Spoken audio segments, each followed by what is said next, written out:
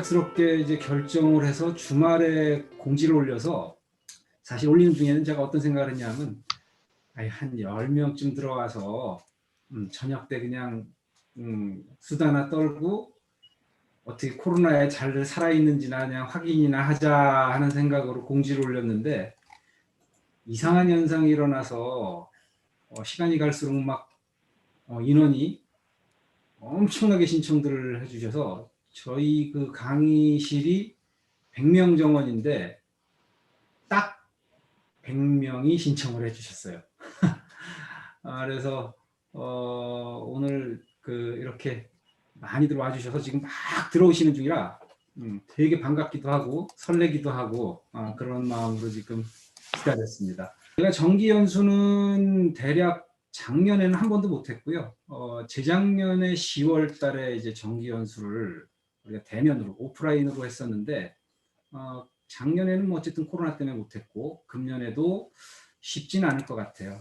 그래서 사실 연수를 하는 것을 결정해 놓고 어떤 내용을 가지고 어떤 주제를 가지고 선생님들하고 이야기를 하는 게 좋을 것인가, 10명쯤 오면 진짜로 일상의 이야기하고 잘 살았는지 뭐하고 살았는지 그런 얘기 하려고 했는데 20명이 넘으면서부터 강의를 이제 준비하기 시작했습니다.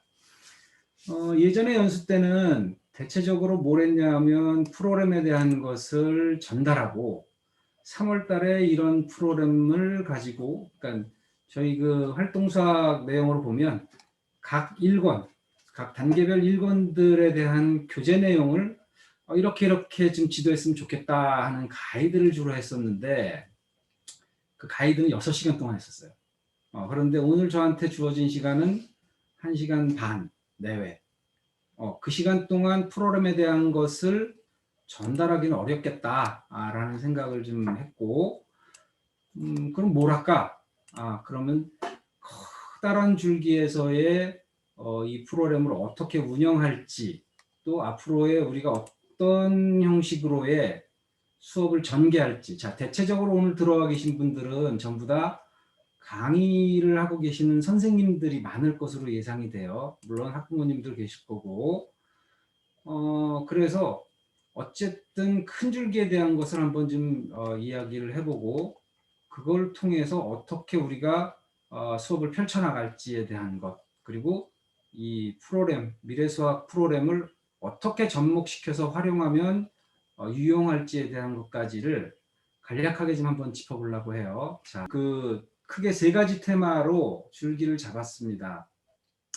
앞으로 이제 교육 과정이 굉장히 커다란 변화를 겪게 될 텐데 그 변화에 대한 것이 어떻게 변하는지에 대한 것을 먼저 서두에 제가 한 3분의 1 정도를 줄기를 잡았고, 그러면 그 변화에 따라서 금년에 우리가 수업 어떻게 해야 되는지, 또 아이들한테 어떻게 접근시키고 지도해야 되는지 이런 내용들을 좀 또 추려봤고, 그리고 마지막으로는 이제 우리 프로그램을 어떻게 접목시켜서 그러면 활용할 거냐 하는 크게 3가지로 이제 잡았어요. 그래서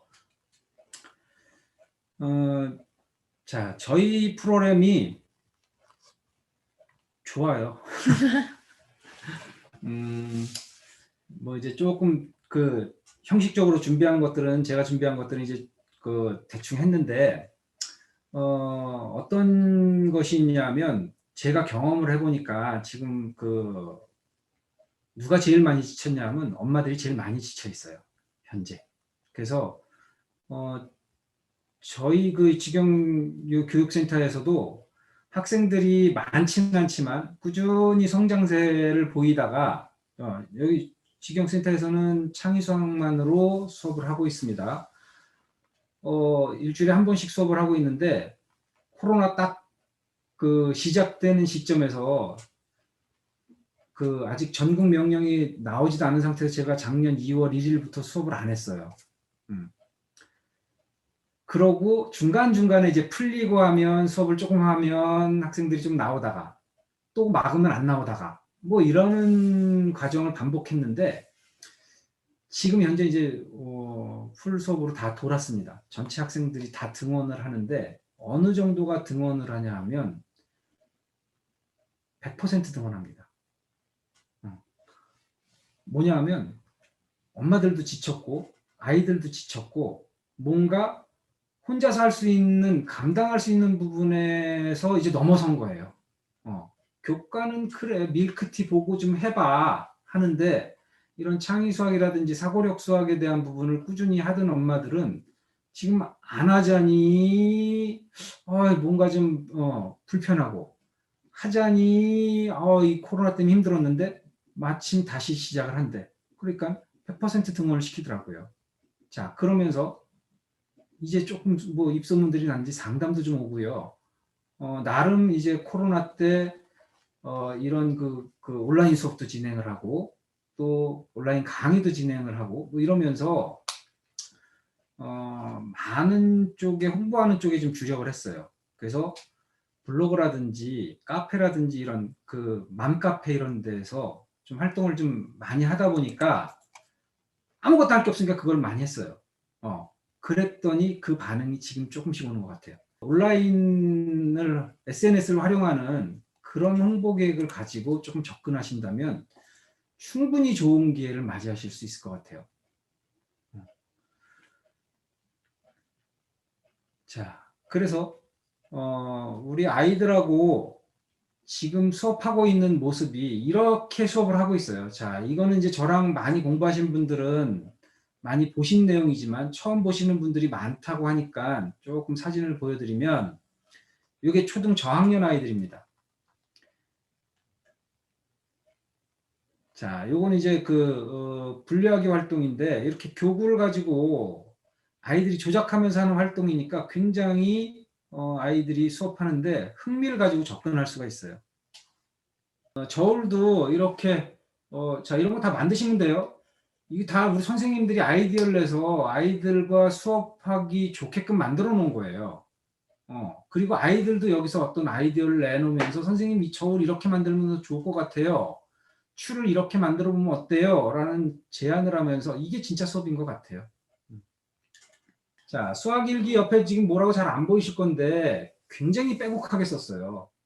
자, 대체적으로 이 연습을 좀 많이 시킵니다. 그래서 아마 요즘 카페에 들어오시는 분들 보시면 수학일기 우리 선생님도 쓰고 있지만 뭐 또 이렇게 써내려가는 활동 자체가 얼마나 쌓일지 저는 정말 궁금해요. 아이들이 그날 공부한 거를 스스로 정리하고 표현해낼 수 있는 것. 내가 아는 것과 표현해내는 것 달라요. 말로 하는 것과 써내려가는 것 확실히 다릅니다. 그게 문제풀이식 수업만 갖고 가능하겠냐는 얘기예요. 이 틈새를 노리자는 겁니다. 자, 지금 이건 동영상이에요. 동영상인데 뭐냐면 어떤 문제냐면 현재 3학년 아이입니다. 3학년 아이인데 원으로 둘러 앉아 있는 원 모양으로 앉아 있는 아이 중에 2번과 16번이 마주보고 있다면 원을 둘러싸고 있는 아이들은 모두 몇 명이냐 하는 것을 뭐라고 떠드는 거예요. 근데 아이가 선생님한테 지금 설명하고 있어요. 자, 이게 뭐 연출된 게 아니라 그냥 아이가 수업하는 내용을 찍은 겁니다. 자, 이 정도 표현해낼 수 있으면 대학에서 요구하는 또 다른 형태의 구술 면접에는 이 아이는 충분히 가서 프리젠테이션 할 수 있을 거예요. 또 님게임을 아이들이 이렇게 나와서 실제 자기들끼리 토론하면서 하는 수업의 형태를 띠고 있는 것이 저희 수업의 실질적인 패턴이에요. 수열에 대한 부분을 6학년 아이예요. 수열에 대한 부분을 교구 활동을 통해서 직접 만들어보고 이해하는 활동인데, 자, 이런 활동들이 초등학교 과정에서 경험이 된다면 저는 그 아이들이 중고등학교 가서 활약할 수 있는 부분은 얼마든지 열려 있다고 생각합니다. 자, 또 하나, 여기 오는 아이들의 대부분이요. 좋아해서 와요. 좋아해서. 그래서 수학을 좋아하면서 올 수 있다는 것 자체가 굉장히 저로서는 아주 고맙고 의미 있는 것으로 지금 생각을 하고 있습니다. 자, 그래서 앞으로의 전망은 어떻게 될 거냐? 자, 교육제도 변해요. 틀림없이 변하는 것으로 확정이 됐어요. 평가도 변합니다. 평가뿐 아니라 사회에서 요구하는 인재상도 변하고 있어요. 그러면 이제 기업에서 요구하는 인재상은 뭐냐면 시험 점수로 잘 봐서 시험 잘 봐서 하는 그런 획일화된 교육을 통해서 양성된 친구들보다는 뭔가 창의적인 아이디어 그리고 이 자기주도적으로 뭔가를 리드할 수 있는 글로벌 리더형의 인재들을 굉장히 요구하고 있어요. 어떻게 가르쳐야 돼요, 우리 애들? 네. 지금 그냥 교과의 문제 형태를 꾸준히 지속하는 거, 그거 쉽지 않습니다. 다만 교과는 기본입니다. 이 교과를 무시하는 게 아니고요. 교과는 기본적으로 형성돼야 돼요. 저희 여기 직영센터에 오는 친구들도요. 교과 안 되면 못 옵니다. 자기 학년의 교과를 기본적으로 수행할 수 있는 능력을 갖고 있어야 돼요. 그 위에 사고력이 얹어지는 거지. 예를 들어서 교과도 안 되는데 사고력 먼저 하겠다. 사고력을 아까 써내려가는 표현을 할 수가 없어요. 그러니까 교과의 베이스는 충분히 갖춰진 상태에서 사고력으로 가야 됩니다. 틀림없어요. 그러면 그 바탕 위에서 지금 저희 능동적인 친구들이 유리하겠네요 그렇게 얘기하셨는데 당연합니다. 자기 스스로 찾아가는 친구들이 앞으로 굉장히 유리한 조건으로 갈 거예요. 지금까지는 사실 좀 불리했어요. 쟤 왜 저래? 쟤 왜 저래? 지필평가의 비중이 60~70%를 차지할 때 수행평가의 영향은 그렇게 크지 않았어요. 영향은. 선생님들도 거기에 뭔가 이렇게 반응 보이기가 쉽지 않았고요. 근데 지금은 달라졌어요. 선생님들의 주관성을 이제 인정할 거예요. 그러면 발표하는 거, 수업의 참여도, 지필평가뿐 아니라 이런 것도 다 보고 그거 가지고 등급까지도 이제는 성적에 대한 조절을 하겠다는 얘기니까 정말 자기주도적으로 자기 생각을 갖고 또 아이들과 의사소통하면서 갈 수 있는. 자, 그래서 지금 2015 그 교육과정에서 뭘 했냐면 6가지 수학에서 갖춰야 될 6가지 역량에 대한 것을 이야기했는데 그 역량들이 지금 다 이쪽으로 같이 가고 있는 거예요. 그게 그냥 나온 것이 아니라 한 가지 흐름 속에 있는 겁니다. 자, 중학교 자유학기제에서 자유학년제가 됐죠. 네, 지금 1학년 대체적으로 중학교 1학년 아이들 시험 안 봅니다. 이제 자유학교제 될 가능성이 굉장히 커졌어요. 근데 앞으로 중학교 1, 2, 3학년 동안 시험 안 볼 거예요. 시험을 안 볼까요? 아니에요. 지필평가의 비중이 줄어드는 겁니다. 수행평가와 그 다음에 과정중심 평가해가지고 선생님이 계속 지속 관찰평가를 하고 있는 거예요. 그러니까 발표하는 능력, 또 어떤 아이디어, 이런 것들에 대한 생각을 계속 끄집어내야 되니까 근데 해보니까요. 조금 저학년 때 시작하는 게 아이들이 이런 사고에 대한 것을 확장하기가 굉장히 좋아요. 그러면 지금 우리는 뭐 해야 되냐 하면 현재 우리가 잘할 수 있는 것 저는 철저히 제 중심으로 얘기하면 미래수학 프로그램 죄송해요. 네. 하기 전에 꼭 이 한마디 하라 그랬어요. 자, 미래수학 프로그램 가지고 열심히 준비하시고 저는 그 준비를 제가 힘 닿는 한 최선을 다해서 자연스러웠어요. 최선을 다해서 지원하도록 하겠습니다. 자, 그러면 이제 세 번째 테마로 그러면 창의수학 프로그램이 처음 오신 분들 뭐 어떻게 하는 건데 하는 것은 이렇게 1시간 떠들면요 숨 차요.